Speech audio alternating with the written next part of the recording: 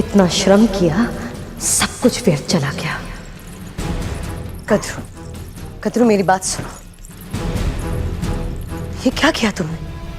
बस इतनी आसानी से क्षमा कर दिया तुमने इन दोनों को? कुछ भी नहीं कहा? इस समय मेरे पास और कोई विकल्प नहीं है दीदी।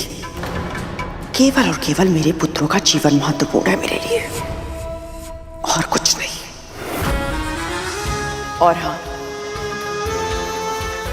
मैं तुम्हारी आभारी हूं कि इस समय पर तुम मेरे साथ हो। उन दोनों को सही समय पे पकड़ के तुमने मेरा व्रत भंग होने से बचा लिया। बल्कि मैं तो कहूंगी कि तुम उनकी निगरानी करो।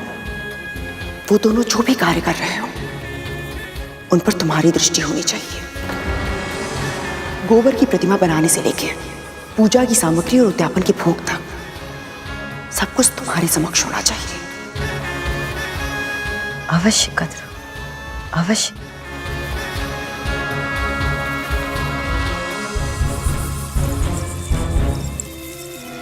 अब सारी जिम्मेदारी मेरी है, तो अब ना ये अनुष्ठान होगा और ना ही ये पूजा होगी। और मैं ये निश्चित करूंगी कि इस सब का दोष गरुड़ पे ही जाए। माँ, मैंने इनका सेवन नहीं किया। जानती हूं मैं। तो फिर आप ये भी जानती होंगी कि इन अस्थियों पर जो दांतों के चिन्ह हैं वो किसी असुर के ही हो सकते हैं। हाँ। तो फिर माँ, आपने महारानी को ये क्यों नहीं बताया कि समस्याएं दीति माँ उत्पन्न कर रही है? क्योंकि इस समय मेरा सारा ध्यान इस व्रत को सफल बनाने में है गरुड़, और तुझे भी वही करना चाहिए। कद्रू दीदी मानसिक रूप से ऐसी स्थिति में नहीं है वो ये समझ पाए कि कौन उनका हितैषी है और कौन शत्रु। इस समय उनका अपराधी तू है गरुड़, क्योंकि नाग तेरे साथ गए थे और सुरक्षित नहीं लौटे। इस समय उन्हें यह समझाना असंभव है कि तू निर्दोष है। इसलिए हमें अपना समय उसमें नष्ट करने की बजाय इस व्रत की रक्षा में लगाना चाहिए, ताकि कोई भी कद्रू दीदी और नागू का अहित न कर पाए। चाहे जो हो जाए गरुड़, इस व्रत को सफल होना ही होगा।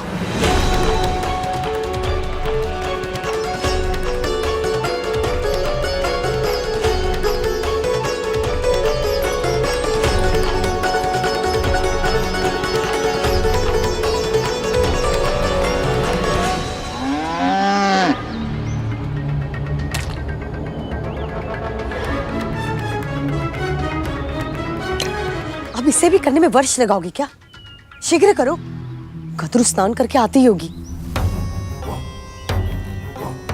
माँ, कितनी दुर्गंध आ रही है।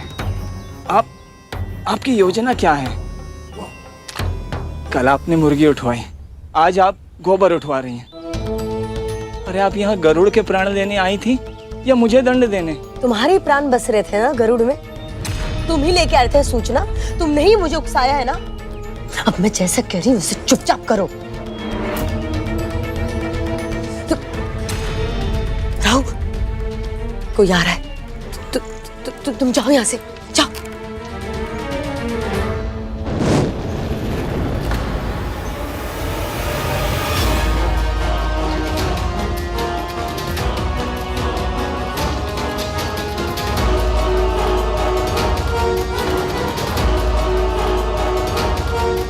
अरे, इतनी शीघ्र गोबर किसने उठा लिया? कितना भोला बन रहा है।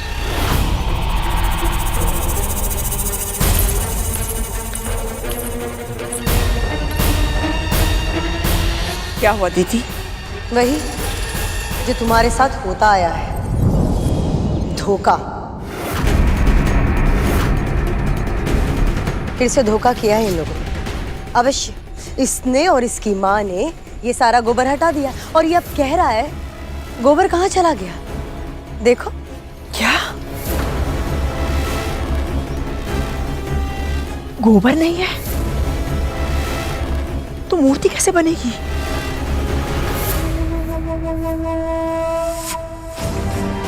क्यों क्यों कर रहा है तू मेरे साथ ऐसा?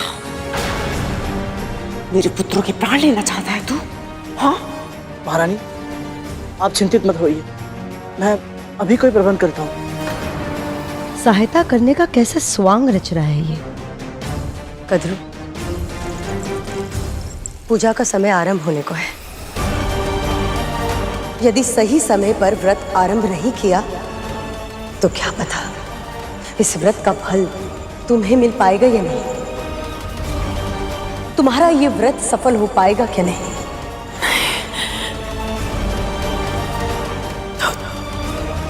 तो फिर मेरा व्रत। हे गौ माता, आप जानती हैं मैं निर्दोष हूं। मेरी माँ ने जीवित पुत्री का व्रत का प्रण किया है, जिसके लिए आपका गोबर बहुत आवश्यक है। मेरी माँओं का मनोरथ सिद्ध करवाने में और मेरे भाइयों की प्राण रक्षा करने में सहायता कीजिए गौ माता।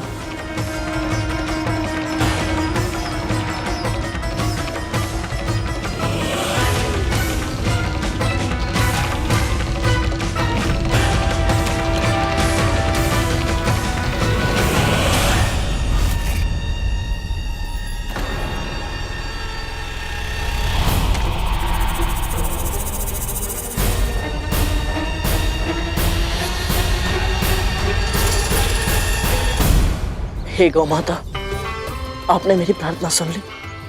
आपका बहुत बहुत आभार।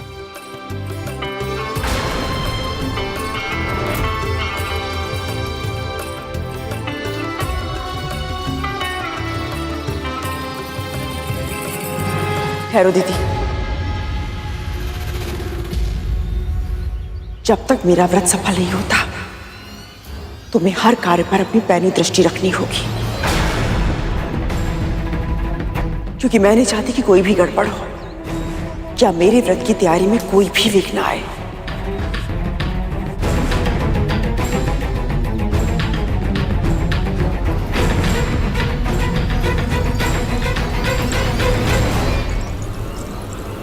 मैं गरुड़ को इस प्रकार मेरी योजना विफल करने नहीं दे सकती। मुझे कोई अंतर नहीं पड़ता यदि ये आपका षड्यंत्र था या नहीं। मैं अपना ध्यान तो केवल इस व्रत को सफल बनाने पर लगाना चाहता हूँ, ताकि मेरे नाग भाई स्वस्थ हो सके।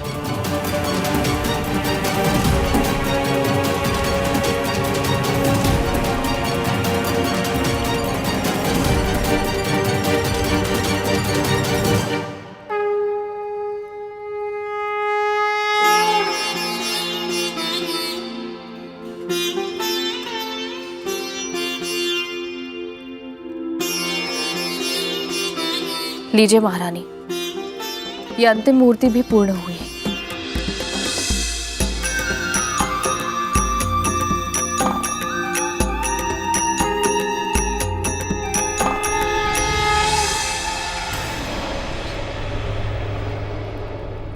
अद्भुत।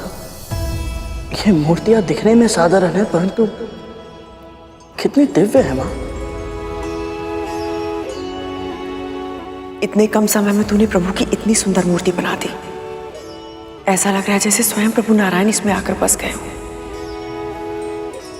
और हमें आशीर्वाद दे रहे हो।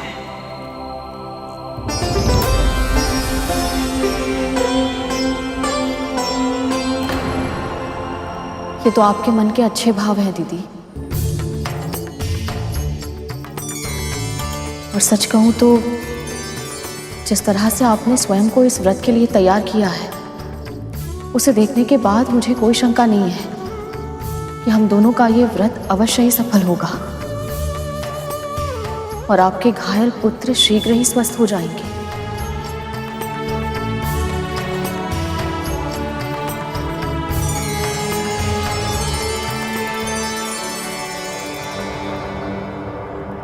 इन दोनों के सुर तो फिर से मिल गए हैं माँ। आपकी सारी योजनाएं एक के बाद एक असफल होती जा रही हैं।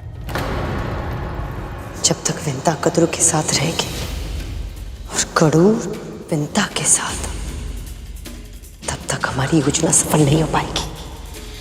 इसलिए वक्त आ गया है माँ को बेटे से अलग करने का। मुझे बहुत अच्छा लग रहा है,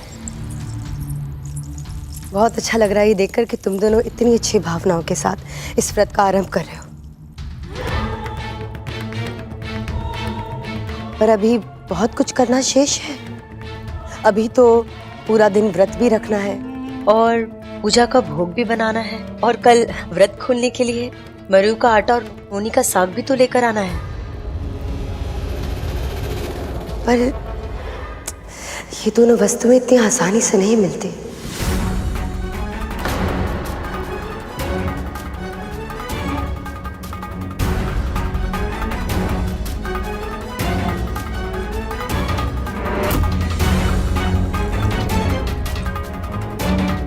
मैं लाऊंगा। मुझे बताइए ये दोनों वस्तुएं कहाँ मिलेंगी? कोई आवश्यकता नहीं है गरुड़। हमारे भाइयों की प्राण संकट में है। मैं और तक्षक भैया स्वयं जाएंगे। तुम दोनों लेकर आओगे? अगर तुम दोनों चले जाओगे तो तुम्हारे भाइयों का ध्यान कौन रखेगा? और वैसे भी तुम दोनों में से किसी एक का तुम्हारी माँ के पास रहना आवश्यक है, तभी तो शांति से पूजा में ध्यान केंद्रित कर पाएगी। डालिया, दीदी सही कह रही है। आप सब चिंता मत कीजिए, गरुड़ कोई त्रुटि नहीं करेगा। आपके साथ साथ मैं भी तो ये व्रत कर रही हूँ। तो फिर बस तय हुआ। गरुड़, तुम्हें पूर्वी दिशा में 7 पहाड़ों को पार करके एक गांव मिलेगा। वहां पे तुम्हें सोमदत्त नाम का व्यक्ति मिलेगा। उसी के पास तुम्हें मरु का आटा मिलेगा। बस वो जा कर ले आओ। और नूनी का साग कैसे लाना है मैं तुम्हें बाद में बताऊंगी, ठीक है? आज्ञा दीजिए।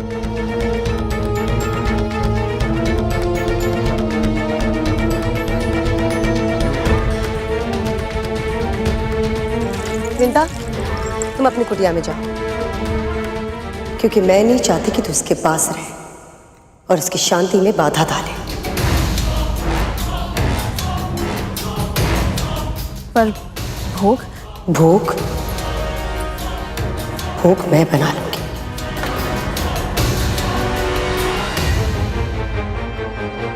जा यहां से।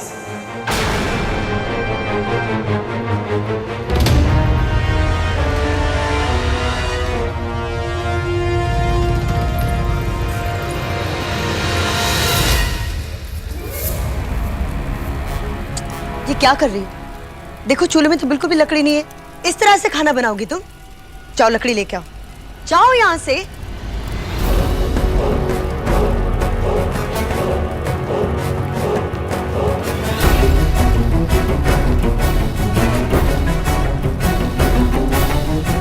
माँ, ये सब आप क्यों कर रही हैं? माँ, विंता से करवाइए ना। भोजन या भोग होता तो उसी दासी से करवाती ये सब कुछ, पर दोनों में से ये कुछ भी नहीं है। फिर क्या है ये?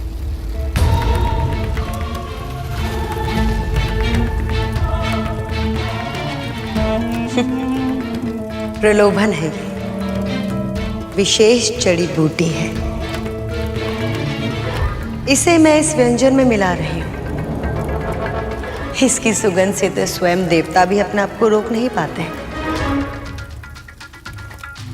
तो सोचो कद्रू का क्या होगा?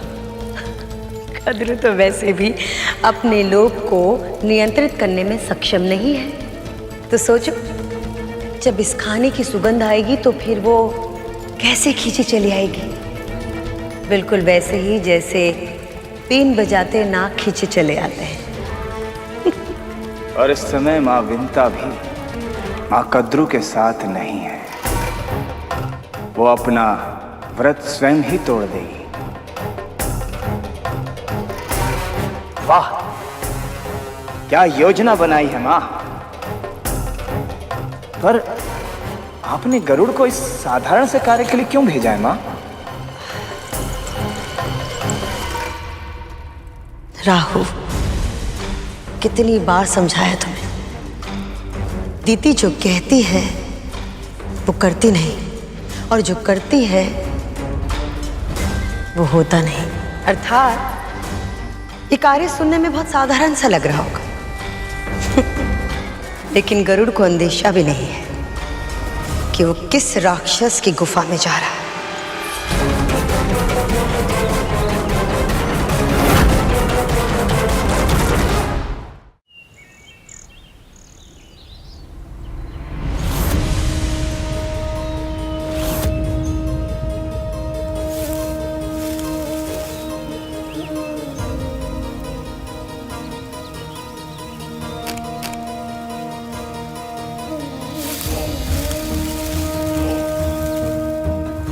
विचित्र सी शांति है हर ओर, पर क्यों?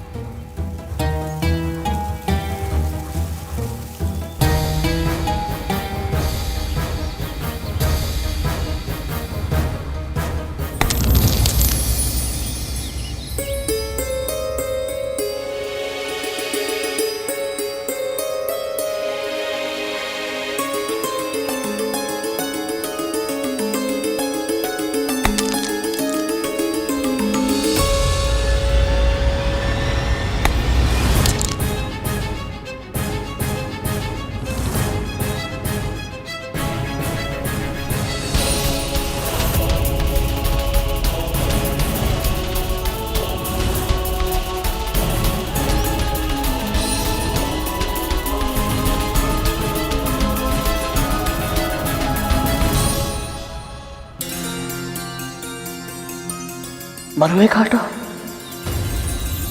आटा तो सामने ही है, परंतु बिना आज्ञा के कैसे ले जाऊं? ये तो चोरी होगी।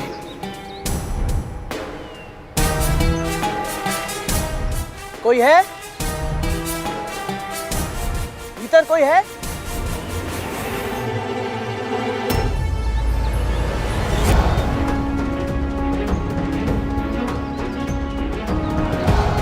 यहाँ क्यों आए हो? मैं गरुड़ हूँ बहन। मेरी माँ ने जीवित पुत्री का व्रत रखा है, जिसके उद्यापन के लिए मैं सोमदत्त जी से ये मरुए का आटा लेने आया था। ले जाओ, जो चाहिए ले जाओ।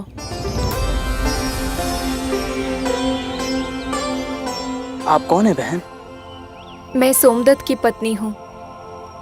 अब मुझे इन सब वस्तुओं की कोई आवश्यकता नहीं है, इसलिए आपको जो भी चाहिए आप ले जाओ।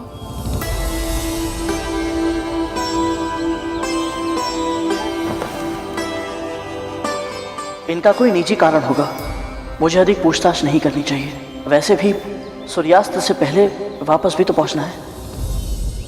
आपका बहुत बहुत धन्यवाद।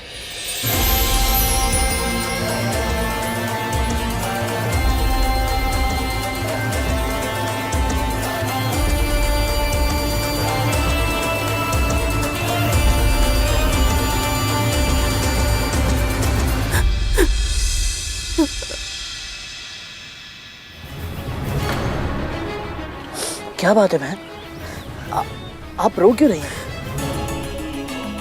मुझे बताइए, हो सकता है मैं आपकी कोई सहायता कर पाऊं। भैया, उन्हें बचा लीजिए, मेरे स्वामी को बचा लीजिए। वो राक्षस उन्हें अपनी गुफा में लेकर गया है।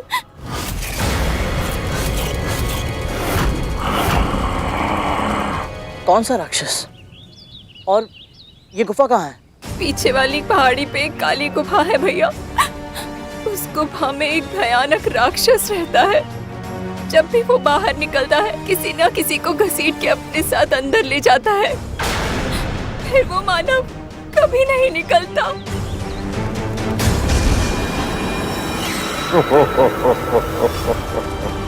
और इस बार वो मेरे पति को लेकर गया है। भैया, मेरे पति को बचा लो। चिंता मत कीजिए बहन, मैं आपके पति को सुरक्षित वापस ले आऊंगा।